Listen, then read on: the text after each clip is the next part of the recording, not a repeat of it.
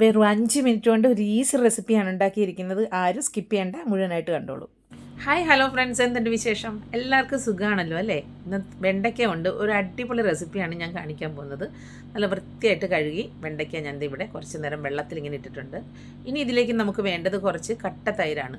ഒരു വലിയൊരു കപ്പ് നിറച്ച് തൈര് ഞാൻ ദേ എടുത്തിട്ടുണ്ട്. ഈ ഒരു ബൗളിന് നിറച്ചും അത് നമുക്ക് എത്ര വേണോ അതിനനുസരിച്ച് തൈര് എടുക്കാം. ഒരു 10-12 തൈരുമുളക് എടുത്തിട്ടുണ്ട്, കുറച്ച് കറിവേപ്പില, അതുപോലെ തന്നെ ഒരു 10-12 ചുവന്നുള്ളി, പിന്നെ 2 വറ്റൽമുളക്, ഒരു അര ടീസ്പൂണോളം കടുക്. ഇനി അടുത്തത് നമ്മളെടുക്കുന്നത് കുറച്ച് കായപ്പൊടിയാണ് കേട്ടോ. സൂപ്പർ ടേസ്റ്റ് ആയിട്ടുള്ള അടിപൊളി കറി നമുക്ക് ദേ ഇവിടെ ഉണ്ടാക്കാൻ തുടങ്ങാം. ഇനി ഇതിലേക്ക് കുറച്ച് നമുക്ക് ഉപ്പും കൂടെ വേണം. ഇനി കഴുകി വൃത്തിയാക്കി വെച്ചിരിക്കുന്ന വെണ്ടയ്ക്ക നമുക്കൊന്ന് നന്നായിട്ടൊന്ന് തുടച്ച് ഇതിൻ്റെ വെള്ളമൊക്കെ ഒന്ന് കളഞ്ഞെടുക്കാം. ഇനി നമുക്ക് ആ എടുത്തു വെച്ചിരിക്കുന്ന തൈരുണ്ടല്ലോ നന്നായിട്ടൊന്ന് ഉടച്ചെടുക്കാം. അപ്പം ഞാൻ ആ തൈരൊന്ന് ഉടയ്ക്കാനായിട്ട് പോവാണ്. ഇനി നമുക്ക് വേണ്ടത് എന്താണെന്ന് വെച്ച് കഴിഞ്ഞാൽ വെള്ളമൊക്കെ തുടച്ച് വെച്ചിരിക്കുന്ന വെണ്ടയ്ക്കയെ ഒന്ന് അരിഞ്ഞെടുക്കണം. മെഴുക്ക് പുരട്ടിയൊക്കെ വെക്കുന്ന പരുവത്തിനേലും ഇച്ചിരി കൂടി നീളത്തിൽ മുറിച്ചെടുക്കാം.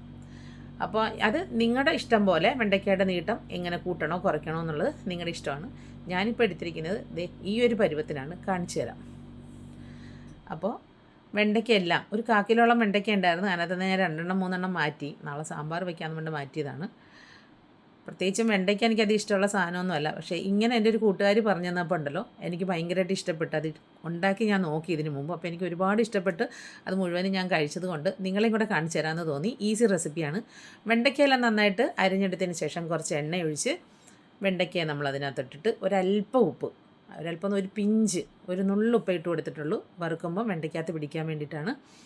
ഈ ഒരു പാകത്തിന് നമ്മളത് നന്നായിട്ടൊന്ന് മൂപ്പിച്ചെടുക്കണം, ഒരുപാട് മൊരിയരുത്.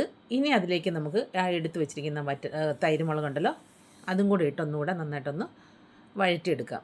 മുളകൊക്കെ ഒന്ന് ചൂടായി വരുമ്പോൾ നമുക്കത് കോരി മാറ്റി വെക്കാം. അപ്പോൾ ഞാൻ ഇതിനകത്തേക്ക് കോരി മാറ്റി വെക്കുവാണ്. എണ്ണയെല്ലാം ഊറ്റി നമുക്ക് വെണ്ടയ്ക്കയും മുളകും ഒരു പാത്രത്തിലേക്ക് മാറ്റി ഞാൻ വെച്ചിട്ടുണ്ട്. ഇനി ഒരു ചെറിയൊരു ചട്ടി അടുപ്പത്ത് വെച്ച് ചൂടാകുമ്പോൾ ആ വെണ്ടയ്ക്കയെല്ലാം വറുത്ത എണ്ണയുണ്ടല്ലോ അത് തന്നെ മതി, അതൊഴിച്ച് കൊടുത്ത് ചൂടായ എണ്ണയ്ക്കകത്തോട്ട് നമുക്ക് കുറച്ച് കടുക് ഇട്ട് കൊടുക്കാം. ഞാൻ അര ടീസ്പൂൺ കടുക് അതിലേക്ക് ഇട്ട് കൊടുക്കുന്നുണ്ട്. നന്നായിട്ടൊന്ന് പൊട്ടുമ്പം എടുത്തു വെച്ചിരിക്കുന്ന വറ്റൽമുളക് ഇട്ട് കൊടുത്ത് അത് മൂത്ത് വരുമ്പോൾ അതിലേക്ക് ആ അരിഞ്ഞു വെച്ചിരിക്കുന്ന ചുവന്നുള്ളി ഇട്ടൊന്ന് വഴറ്റി കൊടുക്കാം.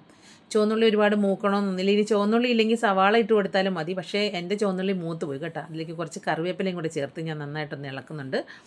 ഇനി എരിവിന് വേണ്ടിയിട്ട് ഞാൻ 2 പച്ചമുളക് ഇതിലേക്ക് ചേർത്ത് കൊടുക്കുന്നുണ്ട്. നല്ല എരിവുള്ള പച്ചമുളകാണ്. എൻ്റെ ചുവന്നുള്ളി മൂത്ത് പോയി, ഇത്രയൊന്നും മൂക്കേണ്ട ആവശ്യമില്ല. ഇനി വറുത്ത് വെച്ചിരിക്കുന്ന വെണ്ടയ്ക്കയും തൈരുമുളകും കൂടെ ചേർത്ത് നല്ലതുപോലെ ഒന്ന് ഇളക്കി കൊടുക്കാം. നല്ലതുപോലെ ഒന്ന് ഇളക്കി കൊടുത്ത് ഒന്ന് ചൂട് പിടിച്ച് വരുമ്പോൾ നമുക്ക് തീ അങ്ങ് ഓഫ് ചെയ്ത് കൊടുക്കണം കേട്ടോ. ഇപ്പം ഞാൻ തീ ഓഫ് ചെയ്ത് കൊടുക്കുന്നുണ്ട്. ഇനി ഇതിലേക്ക് കുറച്ച് വറുത്ത് പൊടിച്ച് വെച്ചിരിക്കുന്ന നല്ല ജീരകപ്പൊടി, അതായത് ഒരു 1/2 ടീസ്പൂൺ മതി. ഇനി ഉടച്ച് വെച്ചിരിക്കുന്ന തൈരും കൂടെ ചേർത്ത് നല്ലതുപോലെ ഒന്ന് ഇളക്കി. ഇത്രയും നേരം ഉപ്പ് ചേർത്ത് കൊടുത്തിട്ടില്ല, ആ വഴറ്റിയപ്പം നേരിയതായിട്ട് ഉപ്പ് ചേർത്ത് കൊടുത്തതേ ഉണ്ടായിരുന്നുള്ളൂ. ഇനി ഉപ്പൊക്കെ നോക്കിയതിന് ശേഷം പാകത്തിന് ഉപ്പിന് വേണ്ടിയിട്ട് കുറച്ചുകൂടി ഉപ്പ് കൂടി ഞാൻ ചേർത്ത് കൊടുത്തിട്ടുണ്ട്.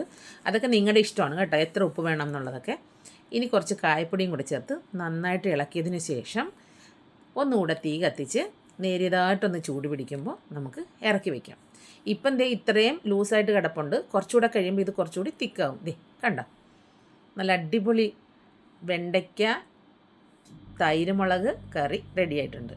നിങ്ങൾക്ക് കുറച്ചുകൂടി വെള്ളം വേണമെന്നുണ്ടെങ്കിൽ ഇതിനകത്ത് നമ്മൾ തൈര് ഉടയ്ക്കുമ്പോൾ കുറച്ചുകൂടി വെള്ളം ഒന്ന് കൂട്ടി കൊടുക്കാം. എനിക്കിങ്ങനെ കഴിക്കുന്നതാണ് ഇഷ്ടം, കാരണം ഇങ്ങനെയാണ് എനിക്ക് സംഭവം. ഈ കറി എനിക്ക് ഇങ്ങനെയാണ് എൻ്റെ ഫ്രണ്ട് തന്നതും. അപ്പോൾ ഞാൻ കഴിച്ചു നോക്കിയപ്പോൾ എനിക്ക് കിട്ടിയ ഒരു ടേസ്റ്റ് ഫുള്ളായിട്ട് എനിക്കത് ഫീൽ ചെയ്യണമെന്ന് തോന്നി. അതുകൊണ്ടാണ് നിങ്ങൾക്കും കൂടെ ഒന്ന് പറഞ്ഞു തരാൻ വേണ്ടിയിട്ട് ഞാൻ അതുപോലെ തന്നെയാണ് ഉണ്ടാക്കിയിരിക്കുന്നത്. അതുപോലെ തന്നെ ഈ വറ്റൽമുളകുണ്ടല്ലോ, ഈ തൈരുമുളകുണ്ടല്ലോ, ഈ കറിക്കകത്ത് കിടന്നൊന്ന് കുതിരണം. ഈ തൈരിൽ കിടന്ന് കുതിരുമ്പോഴാണ് ആ മുളകൊന്ന് സോഫ്റ്റ് ആവും. ഇപ്പോൾ അത് സോഫ്റ്റ് ആയിട്ടില്ല, ഉണ്ടാക്കി ഉടനെ തന്നെ ഞാൻ കഴിക്കുവാണ്. കുറച്ച് അച്ചാറും കൂടെ ചേർത്ത് ഞാനിതിനെ അങ്ങ് കഴിക്കാൻ പോവുകയാണ്. വെറുതെ പറയുന്നതല്ല, എനിക്ക് കറക്റ്റ് 100% നല്ലതെന്ന് തോന്നുന്നത് മാത്രമേ ഞാൻ നിങ്ങൾക്ക് കാണിച്ചു തരത്തുള്ളൂ കേട്ടോ. അപ്പോൾ സൂപ്പർ റെസിപ്പിയാണ്, നിങ്ങളൊന്ന് ട്രൈ ചെയ്യണം. നിങ്ങൾ നിങ്ങളുടെ ഫ്രണ്ട്സിനും റിലേറ്റീവ്സിനും ഒക്കെ ഉണ്ടല്ലോ ഇത് ഇഷ്ടപ്പെട്ടാലൊന്ന് ഷെയർ ചെയ്ത് കൊടുക്കണം. അതുപോലെ തന്നെ സബ്സ്ക്രൈബ് ചെയ്യാതെയാണ് കാണുന്നതെങ്കിൽ ഒന്ന് സബ്സ്ക്രൈബ് ചെയ്യാനും മറക്കരുത്. പ്ലീസ് ഒന്ന് നിങ്ങളുടെ എല്ലാവരുടെയും സപ്പോർട്ട് ഉണ്ടെങ്കിൽ മാത്രമേ എനിക്ക് വീണ്ടും പുതിയ പുതിയ വീഡിയോസ് ഇടാനുള്ള എന്താ പറയുക ഒരു ഇഷ്ടമൊക്കെ തോന്നത്തുള്ളൂ. അപ്പോൾ എല്ലാവരും ഒന്ന് കണ്ട് സപ്പോർട്ട് ചെയ്യണം. വെണ്ടയ്ക്ക കിട്ടിയാലുണ്ടല്ലോ ഇങ്ങനൊരു റെസിപ്പി ഉണ്ടാക്കി നോക്കണം.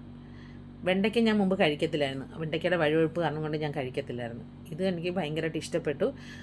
ഒട്ടും വഴുവഴുപ്പില്ല, അടിപൊളിയായിട്ട് കഴിക്കാൻ പറ്റുന്ന ചോറ് എവിടെ പോയിന്ന് അറിയത്തില്ല. അതുപോലെ പെട്ടെന്ന് ചോറ് തീർന്നും പോകും. പനിയൊക്കെ പിടിച്ചിട്ടുണ്ടല്ലോ, വായിക്കൊക്കെ ഒരു രുചിയില്ലാണ്ടിരിക്കുമ്പോഴൊക്കെ ഉണ്ടല്ലോ, ഇതൊന്ന് ഉണ്ടാക്കി നോക്കണം. കിടുക്കാച്ചി റെസിപ്പിയാണ്, സൂപ്പർ റെസിപ്പിയാണ്. അപ്പോൾ ഇനിയും ഇതുപോലുള്ള നല്ല നല്ല വീഡിയോസുമായി വീണ്ടും വരുന്നതാണ്. അതുവരേക്കും thanks for watching. Bye bye.